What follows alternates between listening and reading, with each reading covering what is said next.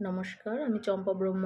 আমি চলে এসেছি আজকে খুব সুন্দর একটা ইঁচড়ের রেসিপি নিয়ে। তার জন্য আমি এখানে নিয়ে নিয়েছি একটা 1 কেজি ওয়েটের একটা ইঁচড়। তো এটাকে আমি খুব সুন্দর করে কেটে নেব এখন। দেখুন, আমি খুব সুন্দর করে ইঁচড়টাকে কেটে নিয়েছি। এই যেভাবে কেটে নিয়েছি ইঁচড়টাকে।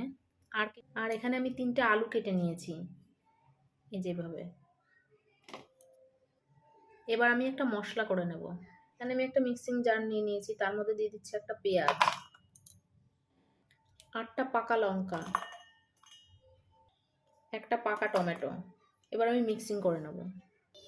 এখানে একটা কড়াই বসিয়ে দিয়েছি, কড়াইটা গরম হয়ে গিয়েছে। দিয়ে দিচ্ছি আমি সর্ষের তেল।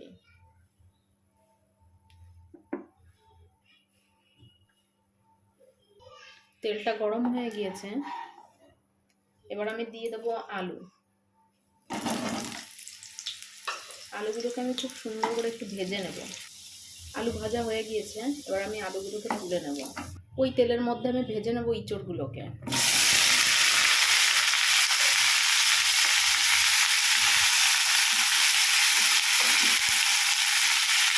এভাবেই আমি একইভাবে 5 মিনিট ইঁচড়টাকেও ভেজে নেব।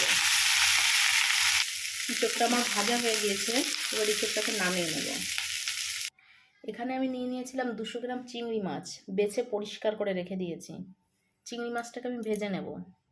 দিয়ে দিচ্ছি সামান্য হলুদ গুঁড়ো আর সামান্য লবণ। এবার আমি ভেজে নেব।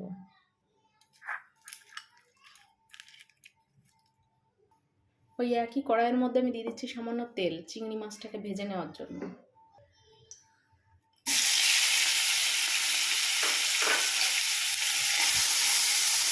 চিংড়ি মাছটাকে আমি একটু ভেজে নেব। আবার চিংড়ি মাছটা ভাজা হয়ে গিয়েছে, এবার চিংড়ি মাছটাকে তুলে নেব। কড়াইতে দিয়ে দিচ্ছি সর্ষের তেল, দিয়ে দিলাম একটা তেজপাতা, একটা শুকনো লঙ্কা, গোটা জিরে।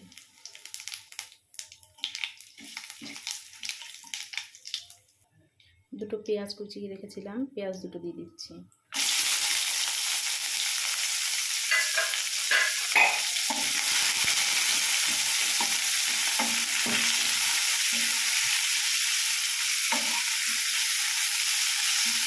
পেঁয়াজটাকে আমি একটু হালকা করে ভেজে নেব। দিয়ে দিচ্ছি 1 চামচ রসুন বাটা, 1 চামচ আদা বাটা, 2 চামচ লঙ্কার গুঁড়ো, 2 চামচ জিরে গুঁড়ো। আর দিয়ে দিচ্ছি যে মশলাটাকে আমি মিক্সড করে রেখেছিলাম। দিয়ে একটু জল দিয়ে দিচ্ছি। এবার এই মশলাটাকে আমি ভালো করে কষিয়ে নেব।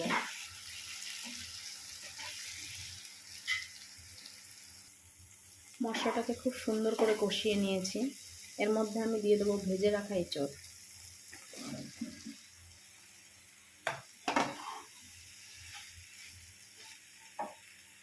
দিচ্ছি স্বাদ মতো নুন, 1 চামচ হলুদ গুঁড়ো। এবার আমি খুব সুন্দর করে মিশিয়ে নেব।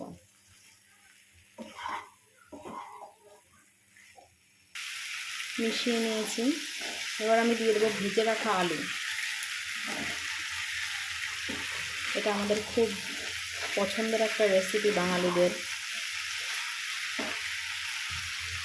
এই খাবারটি পেলে অনেক বাঙালি মাছ মাংস ভুলে যায়। আপনারা যারা এখনও ট্রাই করে উঠতে পারেননি, অবশ্যই রান্নাটিকে দেখে ট্রাই করবেন। এভাবে আমি 5 থেকে 7 মিনিট কষিয়ে নেব। খুব সুন্দর করে কষিয়ে নিয়েছি। এর মধ্যে ভেজে রাখা চিংড়ি মাছগুলোকে দিয়ে দিলাম। চিংড়ি মাছটাকে মিশিয়ে নেব।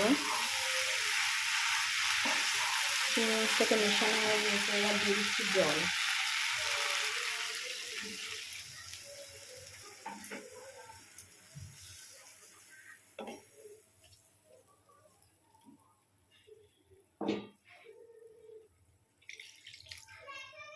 এবার আমি ঢাকা দিয়ে দেবো 5 মিনিটের জন্য।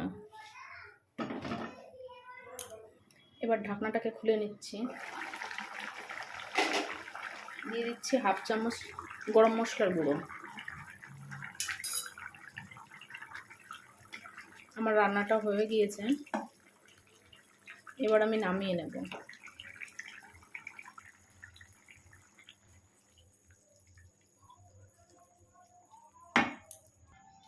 দেখুন আমার রান্নাটা খুব সুন্দরভাবে তৈরি হয়ে গিয়েছে। আমার রান্নাগুলো যদি আপনাদের ভালো লেগে থাকে, লাইক কমেন্ট শেয়ার করতে ভুলবেন না। আর নতুন বন্ধুরা এখনও যারা আমার চ্যানেলটিকে সাবস্ক্রাইব করে উঠতে পারেননি, অবশ্যই অনুরোধ রইল আমার চ্যানেলটিকে সাবস্ক্রাইব করার।